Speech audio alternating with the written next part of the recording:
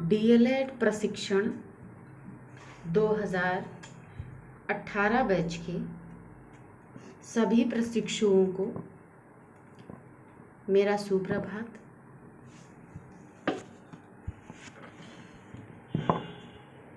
आप सभी जानते हैं कि हमने जो पिछली टॉपिक है जैसे अनुस्वार, हलंत, विसर्ग, इन सब के बारे में पिछले टॉपिकों में जानकारी ली हमने। सिलेबस के अकॉर्डिंग आपके, तो इसी के क्रम में जो आज का हमारा टॉपिक है जिस पर आज हम चर्चा करने वाले हैं वो थोड़ा विस्तृत टॉपिक है। इसमें दिया गया है उच्च स्तर की पाठ्य पुस्तकों में शामिल लेखकों का परिचय, यानी कि उन उच्च स्तर की जो पाठ्य पुस्तक है हिंदी की, यानी 6 से कक्षा 8 तक की जो पाठ्य पुस्तक है उसमें हिंदी विषय के अंतर्गत सभी लेखकों का एक सामान्य परिचय जानना, चाहे उन्होंने गद्य रचनाएं लिखी हों या पद्य रचनाएं, कविता, कहानी, एकांकी, आत्मकथा, जीवनी, इनमें से कुछ भी अगर उन्होंने लिखा है तो उस पर, उसके कवि पर हम एक चर्चा करेंगे, उनके बारे में एक सामान्य जानकारी लेंगे। तो इस क्रम में सबसे पहले जो कविता हमें मिलती है एक कक्षा 6 में, चिर महान, ये कविता सुमेधानंदन पंत जी की है जो कि प्रकृति के सुकुमार कवि कहे जाते हैं। ये छायावादी युग के बहुत ही महत्वपूर्ण कवि हैं। छायावाद के जो 4 स्तंभ हैं उनमें से ये एक हैं। छायावाद के 4 स्तंभ कौन कौन से हैं? जयशंकर प्रसाद जी, महादेवी वर्मा जी, सूर्यकांत त्रिपाठी निराला जी और सुमेधानंदन पंत जी। इन चारों कवियों को छायावाद का स्तंभ कहा जाता है, यानी छायावाद की सभी रचनाएं, इन सब छायावाद का पूरा समय इन्हीं सब लेखकों की रचनाओं के इर्द गिर्द रहता है। छायावाद में इनका बहुत ही योगदान है। तो आइए अब इनके जीवन परिचय के बारे में, थोड़ा सा जीवन के बारे में इनके जानते हैं। इनका जन्म जो है उत्तराखंड, जो आधुनिक उत्तराखंड है, इसके अल्मोड़ा नाम के जिले में, जो अल्मोड़ा नाम का जिला है उसके कौसानी नामक गांव में हुआ था। तो अल्मोड़ा एक पर्यटन स्थल भी है, काफ़ी सुंदर है ये। तो कौसानी नामक गांव में इनका जन्म हुआ था वहीं के। इनके बचपन का नाम था गोसाई दत्त। इनके माता पिता ने इनके बचपन का नाम गोसाई दत्त रखा था। इनका जन्म हुआ था 20 मई सन 1900 में। 20 मई सन 1900, यानी इनका जन्म हुआ था आज़ादी के पहले, 47 साल पहले। इनके पिताजी का नाम था गंगा दत्त पंत और इनकी माता जी का नाम था सरस्वती देवी। इनकी माता जी थी सरस्वती देवी। ये जो है इनके जन्म के पश्चात 5-6 घंटे पश्चात ही स्वर्गवासी हो गई। तो इनका जो लालन पालन था मुख्यतः इनके दादा और दादी जी ने किया। इनकी मृत्यु की तारीख तय की जाती है 28 दिसंबर सन 1977। कहीं कहीं 29 भी लिखा मिलता है, पर 28 तारीख मानी गई है। इनकी शिक्षा दीक्षा जो है जो प्रारंभिक शिक्षा थी वो अल्मोड़ा में ही हुई। उसके बाद ये अपने भाई के साथ काशी चले आए, पर इनका मन नहीं रुचा और अपनी जो है 12वीं की परीक्षा इन्होंने इलाहाबाद से की। इलाहाबाद में पढ़कर की इन्होंने। उसके बाद उसी पढ़ाई के दौरान ही ये जो है रूपाब पत्रिका का संपादन करने लगे। कुछ समय ये आकाशवाणी में भी काम किए हैं।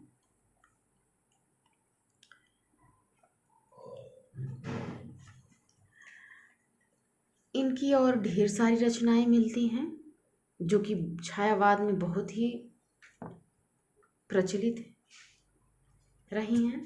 छायावादी कविता और काव्य संग्रह और गद्य संग्रह भी हैं इनके। कुछ इनकी रचनाएं हैं जैसे पल्लव, गुंजन, ग्रंथि, वीणा, ग्राम्या, युगांत, युगवाणी, कला और बूढ़ा चांद। कला और बूढ़ा चांद पर इन्हें जो है साहित्य अकादमी पुरस्कार मिला है। ये इनकी बहुत ही चर्चित रचना रही है। दूसरी रचना इनके एक लोकायतन नाम की है। इस पर इन्हें सोवियत नेहरू शांति पुरस्कार मिला है। चिदंबरा पर इन्हें भारतीय ज्ञानपीठ पुरस्कार मिला है।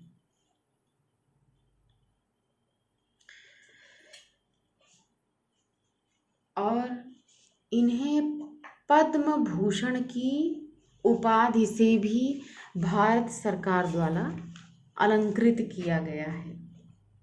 भारत सरकार द्वारा पद्म भूषण की उपाधि से भी अलंकृत किया गया है।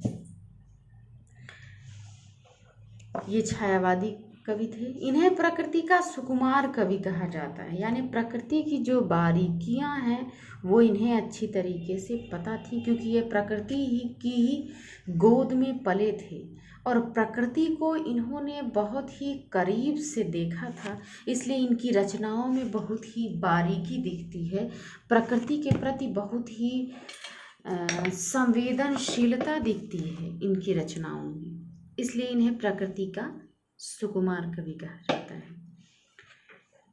जैसा कि हमने पहले बताया, इनकी मृत्यु 28 दिसंबर सन 1977 में प्रयागराज, यानी जो आधुनिक प्रयागराज कहा जाता है, तब इलाहाबाद था, यहीं पर हुई थी। इसके बाद हम अगले जो है कवि के बारे में चर्चा करते हैं। एक कवि हैं केदारनाथ अग्रवाल जी। इनकी रचना भी हमें कक्षा 6 में मिलती है। वह चिड़िया जो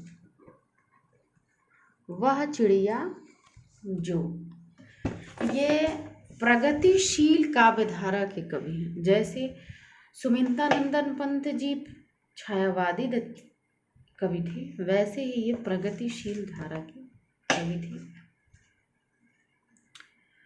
इनका जन्म 1 अप्रैल सन 1911 में हुआ था। ये उत्तर प्रदेश का एक जिला है बांदा, जो कि मध्य प्रदेश और उत्तर प्रदेश के सीमा के इर्द गिर्द है। सीमा पर ही यूँ कह लें कि उत्तर प्रदेश की सीमा पर ही बसा हुआ है बांदा जिला। उसके कमासीन गांव, एक कमासीन गांव है, वहाँ हुआ था इनका जन्म। इनकी प्रारंभिक शिक्षा वहीं हुई थी। उसके पश्चात इनकी जो उच्च शिक्षा है, इन्होंने भी इलाहाबाद विश्वविद्यालय से अपनी उच्च शिक्षा प्राप्त की थी। ये मार्क्सवादी विचारधारा के थे, मार्क्सवादी विचारधारा के पोषक थे। इनकी ढेर सारी रचनाएं मिलती हैं। ये बाल साहित्यकार भी थे। इनके छोटे बच्चों के लिए भी ढेर सारी कविताएं और कविता संग्रह मिलते हैं। एक बाल साहित्यकार भी थे ये। इनकी रचनाओं में पहला जो काव्य संग्रह था, यानी इसमें विविध काव्य हैं, वो था युग की गंगा। 1947 में ये प्रकाशित हुई। 1947 में भारत आज़ाद भी हुआ था, लेकिन तो ये 15 अगस्त से पहले की, यानी कि आज़ाद न होने के पहले सन वही था, उसी समय प्रकाशित हुई थी। इसी तरीके से इनकी और रचनाएं हैं। इन्होंने हिंदी साहित्य को अपने 23 काव्य संग्रह दिए, एक अनुदित कविता का संग्रह दिया, 3 निबंध संग्रह दिए, 13 उपन्यास दिए, एक यात्रा वृत्तांत दिया और एक साक्षात्कार भी दिया। इतनी रचनाओं उन्होंने की, जिसके अंतर्गत जो है युग की गंगा, नींद के बादल इनकी बहुत ही अच्छी रचना है। लोक और अलोक, पंख और पतवार, अपूर्वा, फूल नहीं रंग बोलते हैं।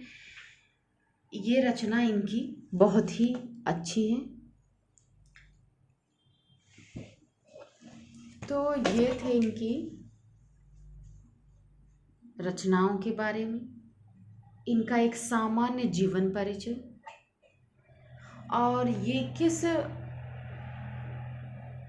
धारा से संबंधित थे, या हिंदी साहित्य का जो काल विभाजन हुआ है ये किस काल से संबंधित थे, और उस काल में किस प्रकार की रचनाएं की जाती थी, इसके बारे में इन जीवन परिचय से, इन कवियों से जाना जा सकता है। जो इनकी कविता है वह चिड़िया, जो इन्होंने इसमें एक छोटे से पंछी चिड़िया के बारे में लिखा है